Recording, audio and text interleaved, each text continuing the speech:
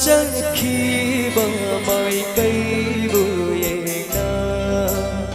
lệ ly ngang xì sự không phong chết na nâng na chắc khi bờ mây cây bụi na lệ ly ngang xì sự không phong chết na đâu đắm bi hoa tao xin ôi đủ lâu đắm bi hoa tao xin ôi đủ sum du na thầm đi đắm lấy bằng là thơ bôi ase sum du na thầm đi đắm lấy bằng là thơ bôi ase. Thank you.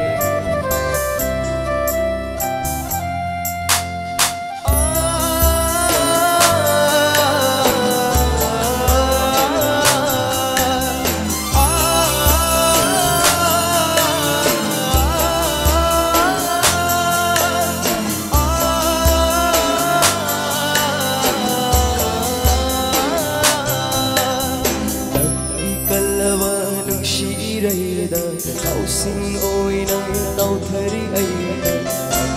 không đana chất lip xì xê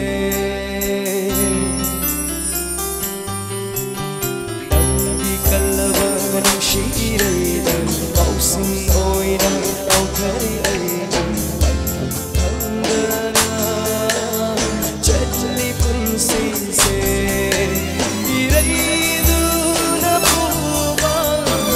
cây đã tu minh thì đây tu na tu ba mai cây đã tu minh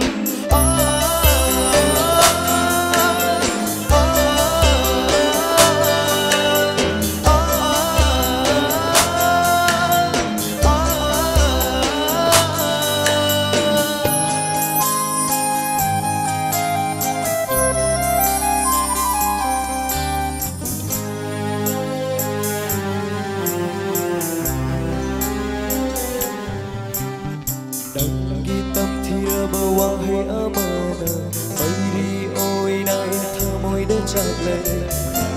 chắc khi bờ đi nỡ ninh tâm na